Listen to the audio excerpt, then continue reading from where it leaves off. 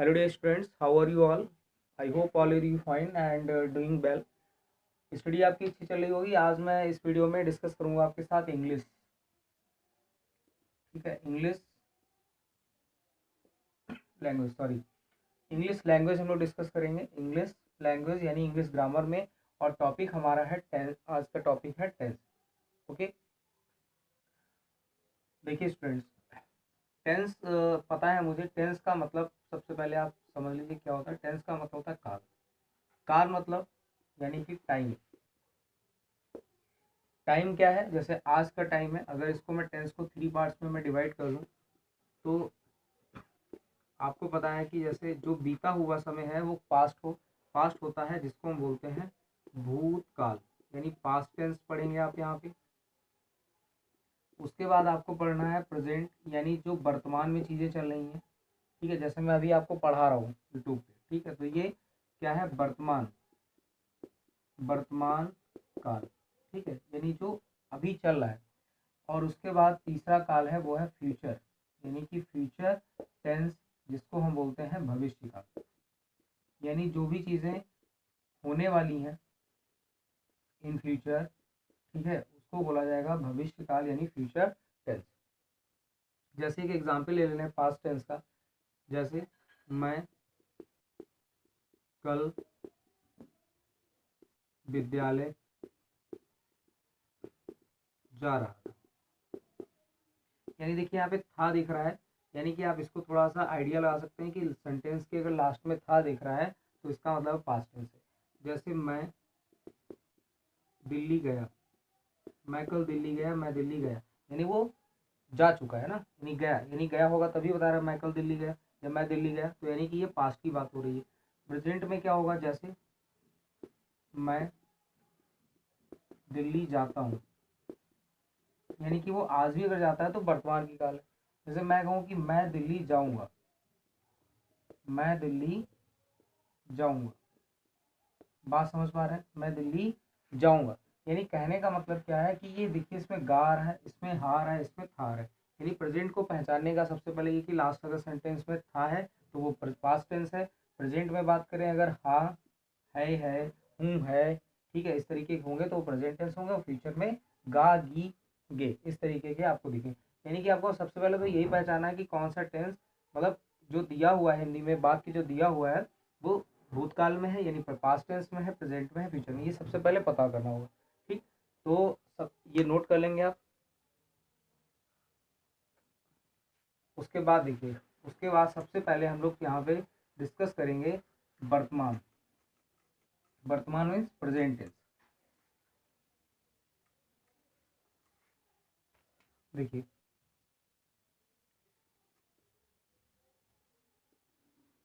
कौन सा पढ़ने जा रहे हैं हम लोग? Present tense. प्रेजेंट टेंस के भी 4 टाइप्स होते हैं। सभी के, प्रेजेंट टेंस हो, पास्ट टेंस हो, फ्यूचर हो, सभी के 4 टाइप्स होंगे। तो सबसे पहला जो उसका टाइप है, सबसे पहला जो टाइप है वो क्या है? Simple past tense. क्या है? Simple past tense. इसी का एक दूसरा नाम है, जिसका दूसरा नाम क्या है? इसको बोलते हैं present indefinite tense. Present indefinite tense. ठीक है, ये पहला हो गया। दूसरा देखिए present continuous tense. Present continuous tense, देखिए सब में प्रेजेंट आ रहा है, ध्यान से समझना आपको। नेक्स्ट देखिए present perfect tense. Present perfect tense. और उसके बाद है प्रेजेंट परफेक्ट कॉन्टिन्यूअस टेंस। यानी कि जो प्रेजेंट टेंस है उसके भी 4 पार्ट है। कौन कौन सा? First simple past tense, sorry ये गलत लिख दिया यहाँ पे, sorry, simple present tense. Simple present tense, क्योंकि प्रेजेंट टेंस पार्ट है। प्रेजेंट इंडेफिनिट टेंस हो गया, इसी का दूसरा नेम है। दूसरा है present continuous, present perfect tense और प्रेजेंट परफेक्ट कॉन्टिन्यूअस। क्लियर यहाँ तक? ये 4 पार्ट हैं इसके प्रेजेंट टेंस के, यानी कि ये 4 पार्ट हो गए। अब हम वन बाय वन एक एक पार्ट को समझेंगे और सभी के रूल्स सीखेंगे। ठीक है,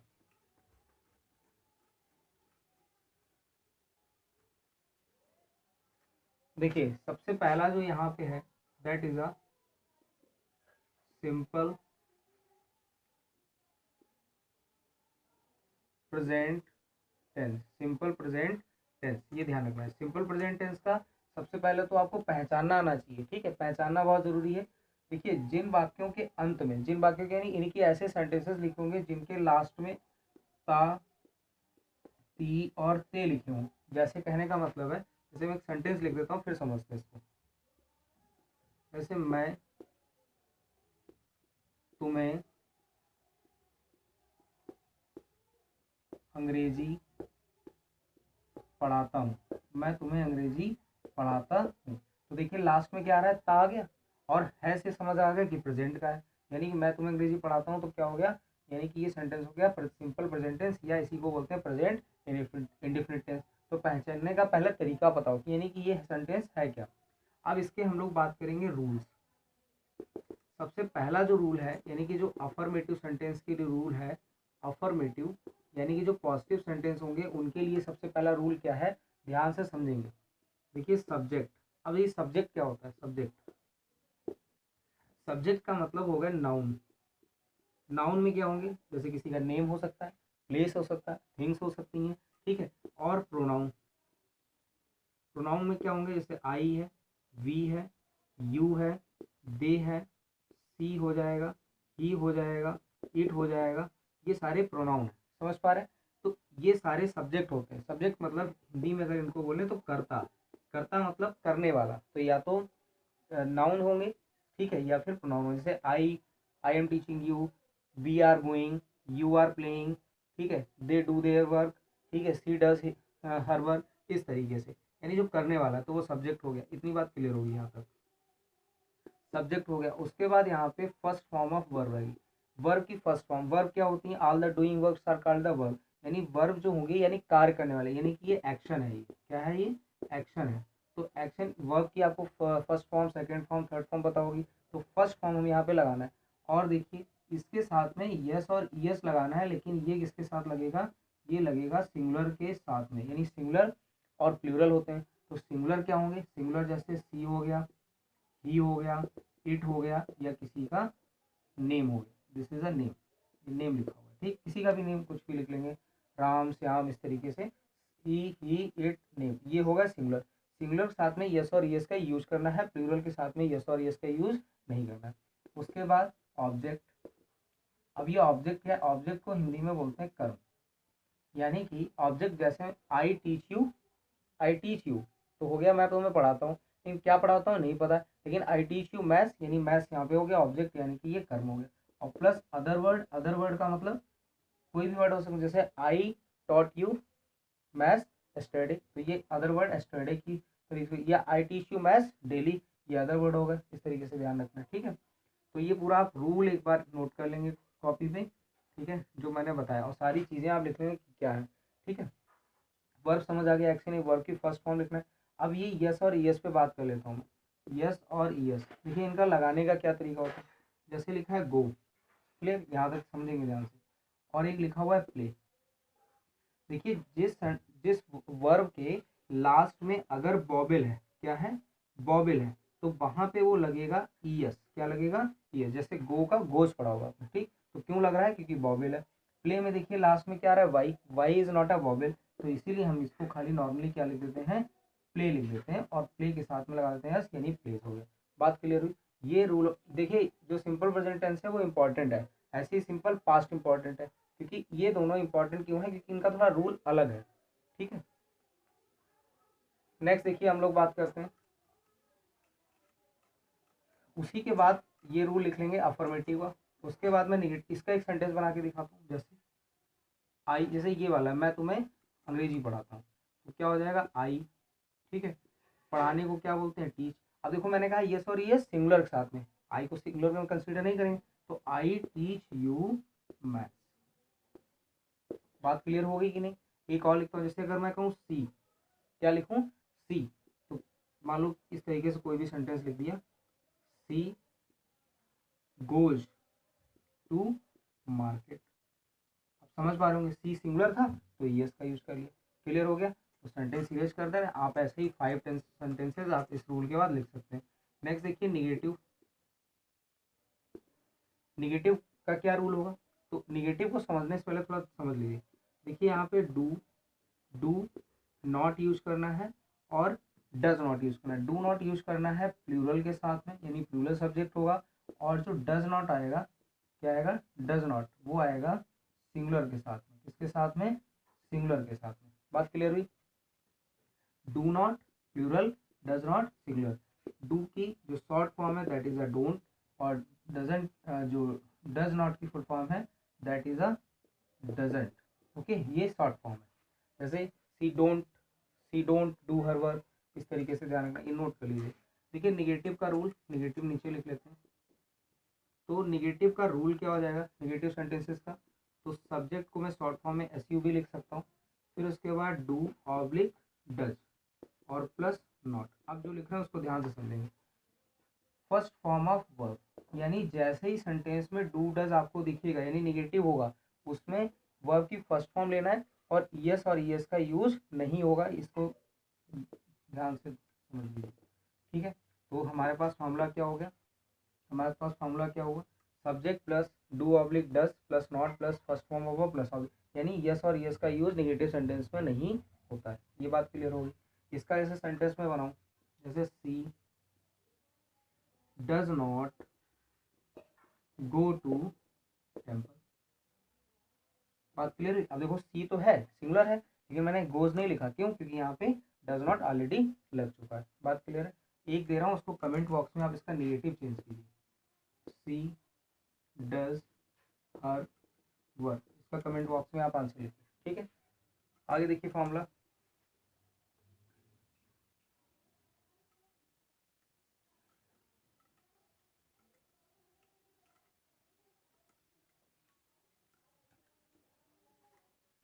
नेक्स्ट फॉर्मूला है इंटेरोगेटिव का। इंटेरोगेटिव का फॉर्मूला क्या है, तो सिंपल सा। अब देखिए इंटेरोगेटिव क्वेश्चन टाइप में बच्चे कंफ्यूज आते हैं कि इंटेरोगेटिव कौन से हैं और क्वेश्चन टाइप के सेंटेंसेस कौन से होते हैं। इंटेरोगेटिव में देखिए क्या होता है, सबसे पहले आप वर्ब के बारे में थोड़ा सा समझ लीजिए। वर्ब जो है, एक होगा मेन वर्ब और एक होगा हेल्पिंग वर्ब। एक होगा मेन वर्ब, एक होगा हेल्पिंग वर्ब। जैसे मैं आपसे कहूँ कि आई एम टीचिंग यू, मैं एक ही एग्जाम्पल क्यों ले रहा हूँ, क्योंकि मैं टीचिंग कर रहा हूँ यहाँ पे, तो मैं इस तरीके से बता रहा हूँ। तो आई एम जो है यहाँ पे वो हेल्पिंग वर्ब है, यानी जो सब्जेक्ट की हेल्प कर रहा है। ठीक है, और टीचिंग यहाँ पे this is a main verb. जैसे मैं आपसे कहूँ आई टीच यू, तो आई टीच यू, देखिए यहाँ पे आई की कोई हेल्प नहीं कर रहा है, तो जब हेल्प नहीं कर रहा है तो आई के बाद जो हो गया वो डायरेक्ट हो गई मेन वर्ब। बात समझ पा रहे हैं। इसी का यूज करना है, जब हेल्पिंग वर्ब सेंटेंस के स्टार्टिंग में आ जाएगी तो उसको बोलेंगे इंटेरोगेटिव। जैसे, तो इसका रूल मैं बना देता हूँ, डू ऑब्लिक डज। क्यों, क्योंकि देखिए यहाँ पे डू डज था, ये एज अ हेल्पिंग वर्ब है, ये मेन वर्ब हो गई यहाँ पे, तो हेल्पिंग वर्ब पहले आ गई, डू डज हो गया, देन सब्जेक्ट हो जाएगा। अगर निगेटिव है, नॉट है, ठीक है, तो नॉट लगा देंगे, सब्जेक्ट हो गया, then first form of verb. इसको आगे का मैं पढ़ यहाँ से इरेज कर देता हूँ। आई होप ये सब समझ आ गया होगा। और डू डज अगर आएगा सेंटेंस में तो वर्ब की फर्स्ट फॉर्म यूज करना है, यस और यस का यूज आप नहीं करेंगे, और प्लस क्वेश्चन मार्क, ये क्वेश्चन मार्क याद रखेंगे। तो ये रूल आपको लिख लेना है। ठीक है, समझ पा रहे हैं। इससे एक सेंटेंस बनाते हैं, जैसे क्या तुम रोज रोज या प्रतिदिन मंदिर जाते हो, मंदिर जाते हो, क्वेश्चन मार्क। तो क्या तुम रोज मंदिर जाते हो, क्या पहले ही आ गया है ना, तो ये इंटरोगेटिव सेंटेंस है। ठीक है, अगर आता तुम रोज मंदिर क्यों जाते हो, तो वो क्वेश्चन टाइप हो जाता। ठीक है, तो देखिए यू है यहाँ पे, यू क्या है, प्लूरल के सेंस में लेना है, यू को प्लूरल लेना है, तो यू के साथ क्या, यू डोंट, वो यू के साथ डू लगाएंगे, तो डू पहले लिखा है, तो डू यू देखिए डू हो गया, ये सब्जेक्ट यू हो गया, नॉट है नहीं तो नॉट नहीं लगाएंगे, डू यू गो, वर्ब आ गया, do you go to temple daily, question mark. समझ पा रहे हैं। तो ये हो गया डू डज, ये सब्जेक्ट, और फिर उसके बाद वर्ब, और इसके बाद ये ऑब्जेक्ट हो गया। क्लियर हो गया, समझ पा रहे हैं। चलिए एक सेंटेंस बना के दिखाइएगा। क्या वह गीता का पाठ पढ़ती है, क्या वह गीता का पाठ पढ़ती है, इसको आप कमेंट बॉक्स में आंसर लिखेंगे।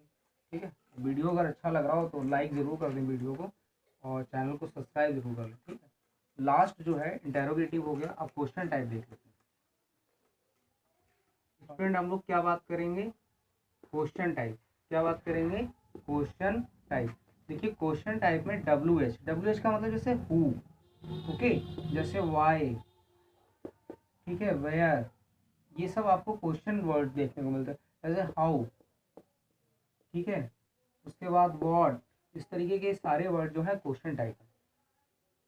ये सेंटेंस में बीच में आएंगे, आपको दिखेंगे, ठीक है, सेंटेंस के बीच में। तो इनका जो रूल है क्या लिख लेता हूँ, तो क्वेश्चन वर्ड, ये सारे क्वेश्चन वर्ड है। डू ऑब्लिक डज प्लस, अब लगेगा यहाँ पे सब्जेक्ट, अगर नॉट है तो नॉट लगा देंगे, और then first form of verb, मैंने बताया डू डज जब आएगा तो वर्ब की फर्स्ट फॉर्म, और plus object plus question mark. ये रूल ध्यान रखेंगे, सारे कॉपी पे नोट डाउन कर लेंगे। अब इससे एक सेंटेंस बनाते हैं। जैसे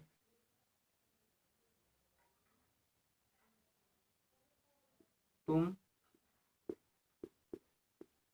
विद्यालय